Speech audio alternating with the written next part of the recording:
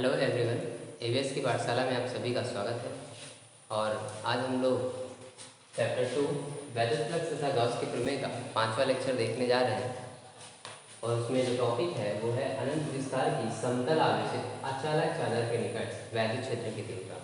यानी कि जो लास्ट वाला वीडियो था, उस लास्ट वाले वीडियो में हमने देखा था कि अगर एक अनंत लंबाई का तार था जो कि सीधा था, तो सीधे तार के लिए हमने वैद्युत क्षेत्र की तीव्रता के व्यंजक को निकाला था। इस बार क्या कर रहे हैं, हम चादर के लिए वैद्युत क्षेत्र की तीव्रता का व्यंजक निकाल रहे हैं। और चादर के साथ भी क्या कंडीशन है कि उसका विस्तार क्या है, अनंत है, तथा वो कैसी चादर है, एक अचालक चादर है। तो इसी अचालक चादर के निकट हमें क्या करना है, वैद्युत क्षेत्र की तीव्रता का व्यंजक निकालना है। लास्ट वाले लेक्चर में भी हम लोगों ने इस चीज़ को डिस्कस किया था कि अगर हमें वैद्युत क्षेत्र की तीव्रता चाहिए, यानी कि अगर हमें ई निकालना है, वैद्युत क्षेत्र की तीव्रता को ज्ञात करना है, तो हमें पता है कि अगर हम किसी भी तरीके से किसको निकाल लें, फ्लक्स को कैलकुलेट कर ले जाएं, ठीक है। अगर हम फ्लक्स को निकाल ले जाएं तो हमारा आधे से ज़्यादा प्रश्न सॉल्व हो जाता है कि फ्लक्स के निकालते हमें वैद्युत क्षेत्र की तीव्रता भी क्या हो जाती है, मिल जाती है। तो हम लोग सबसे पहले बात कर लेते हैं फिगर की, जो सबसे इम्पोर्टेंट है, क्योंकि थ्योरी भी हमें लिखनी होती है एग्जाम में। तो थ्योरी के लिए हमें फिगर को रीड आउट करना भी आना चाहिए। तो हम सबसे पहले कहेंगे कि माना एक अनंत विस्तार की समतल धनावेशित अचालक चादर है, ठीक है। इस अचालक चादर में हमने क्या किया है, एक बेलनाकार गॉसियन पृष्ठ ले लिया है। एक गॉसियन पृष्ठ है जो कि कैसा है, बेलनाकार है, इसलिए इसको हम लोग गॉसियन बेलन भी कहेंगे। और इस बेलनाकार गॉसियन पृष्ठ के दो अंदर जो दो बिंदु हैं P और P डैश, इन्हीं बिंदुओं पर हमें क्या निकालनी है, वैद्युत क्षेत्र की तीव्रता ज्ञात करनी है। तो ये जो आपका गॉसियन बेलन है, इस गॉसियन बेलन के प्रत्येक बिंदु का जो क्षेत्रफल है वो कितना है, a है। यानी कि ये सर्वत्र इसका एरिया क्या होगा, समान होगा। ये चीजें हमें क्या करनी है, याद रखनी है। और दूसरी चीज एक और बात समझिए, क्योंकि जो प्लेट हमारी है या जो चादर हमारी है उसका विस्तार क्या है, अनंत है। तो अनंत विस्तार के कारण इसके बाहर जितने भी बिंदु हैं, इन पर सभी जगहों पर वैद्युत क्षेत्र की तीव्रता क्या होगी, समान होगी। अगर हम कहीं पर भी वैद्युत क्षेत्र की तीव्रता निकालना चाहेंगे इसमें से, तो हर जगह पर वैद्युत क्षेत्र की तीव्रता क्या आएगी, समान आएगी। अच्छा, अभी हमने कह दिया कि वैद्युत क्षेत्र की तीव्रता क्या आएगी, समान आएगी। तो इसका मतलब है कि अगर समान आएगी तो वो चीज़ दिखनी भी चाहिए, या हमें प्रूफ करके दिखाना पड़ेगा कि समान आए। तो उसके लिए हम लोग क्या करते हैं, सबसे पहले प्रोसीड करते हैं इस डेरिवेशन के लिए। फिर हमें लास्ट में कंक्लूजन मिलेगा कि इसके लिए सभी बिंदुओं पर जो वैद्युत क्षेत्र की तीव्रता है वो समान है। तो चलिए सबसे पहले हम लोग देखते हैं कि हमें बिंदु P और P डैश की अगर हम बात करते हैं, तो बिंदु P और P डैश दोनों पर देखिए कि वैद्युत क्षेत्र की तीव्रता और क्षेत्रफल अवयव दोनों एक दूसरे के क्या है, समांतर है। तो हम लोग लिखेंगे बिंदु P और P डैश से गुजरने वाला फ्लक्स। पहले तो हम लोग छोटा फ्लक्स निकालते हैं, तो चाहे तो आप छोटा फ्लक्स निकाल लीजिए, और चाहे तो डायरेक्टली हम लोग क्या निकालते हैं, कुल फ्लक्स। तो हम लोग यहाँ पर डायरेक्ट काम कर लेते हैं, कुल फ्लक्स ही निकाल लेते हैं, कुल फ्लक्स। अच्छा, कुल फ्लक्स के लिए क्या लिखेंगे हम लोग, फाई ई लिखेंगे कि नहीं लिखेंगे। Phi E is equal to surface integral क्या होगा, vector A dot d A vector plus surface integral vector E dot d A vector. अभी हम लोगों ने दो बार इसको लिखा है। पहला जो है वो एरिया के रिस्पेक्ट में बिंदु P के लिए है, और दूसरा वाला किसके लिए है, P डैश के लिए। इस बिंदु के लिए कितना हो गया, E डॉट डी ए, और इसके लिए भी कितना हो गया, E डॉट डी ए। अब आपका एक ये भी क्वेश्चन हो सकता है कि अगर इन दो पृष्ठों पर निकाला गया है, तो ये आंतरिक जो बेलनाकार का वक्र पृष्ठ है, ये जो वक्राकार पृष्ठ बचता है, ये सरफेस, इस सरफेस के लिए वैद्युत क्षेत्र की तीव्रता के लिए हम लोग फ्लक्स क्यों नहीं कैलकुलेट कर रहे हैं। तो उसका रीजन ये होगा कि इन दोनों ही पॉइंट पर, यहाँ पर और यहाँ पर, इन दोनों ही पॉइंट पर जो वैद्युत क्षेत्र की तीव्रता और क्षेत्रफल अवयव रहेंगे वो दोनों एक दूसरे के समांतर रहेंगे, परंतु इन सभी बिंदुओं पर वैद्युत क्षेत्र की तीव्रता वेक्टर ई और क्षेत्रफल अवयव डी ए एक दूसरे के क्या रहेंगे, लंबवत रहेंगे।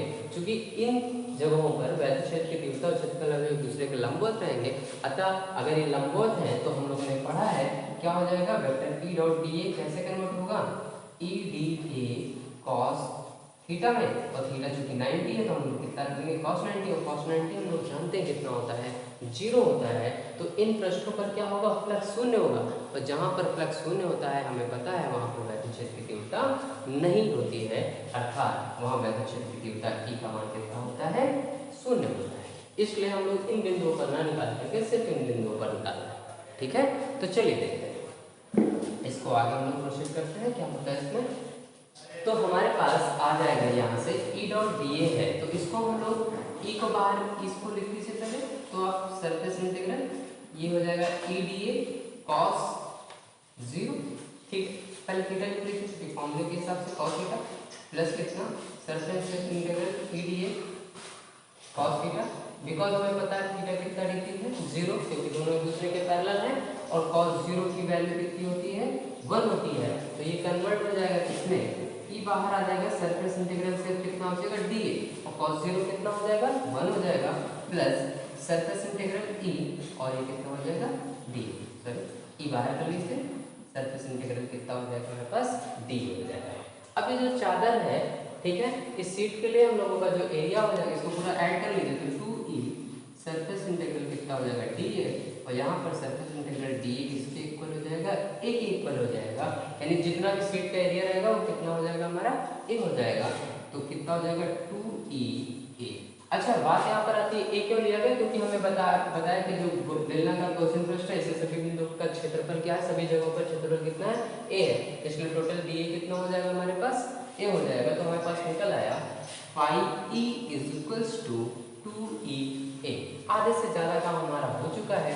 अब इसे हमें आगे क्या करना है, प्रोसीड करना है। तो फिगर को इरेज करते हैं, फिर आगे चलते हैं हम लोग।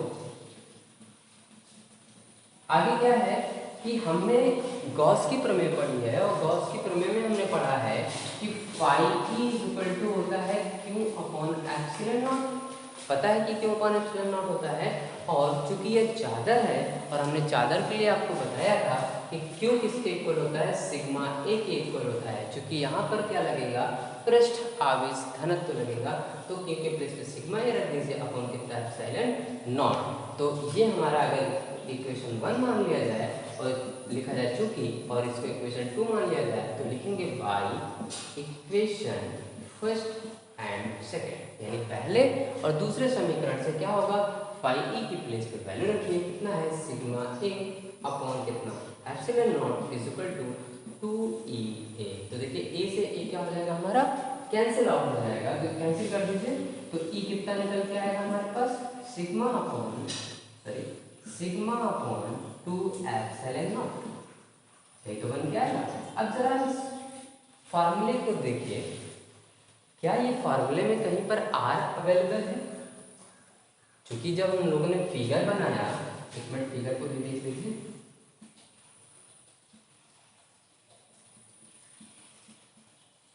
ये हमारा फिगर था, कितना आवश्यक है, यहाँ पर एरिया A है, यहाँ से दूरी कितनी थी R, इसी दूरी पर तो हम लोग निकाल रहे थे।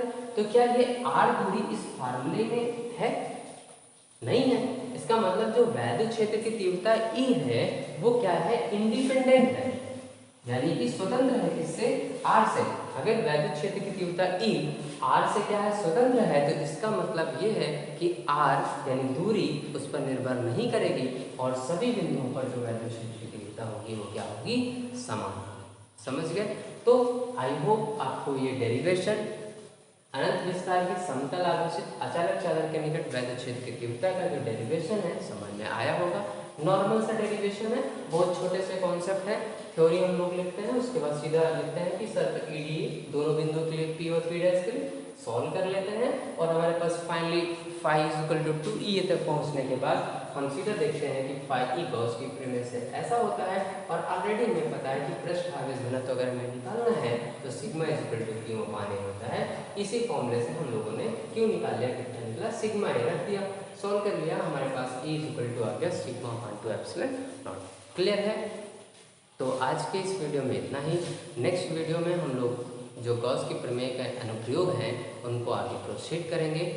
अगर आपको ये वीडियो पसंद आई है तो आप लोग इसे लाइक करें, ज़्यादा से ज़्यादा शेयर करें, और अगर आप इस चैनल पर नए आए हैं तो चैनल को सब्सक्राइब करके बेल आइकन को दबाना ना भूलें।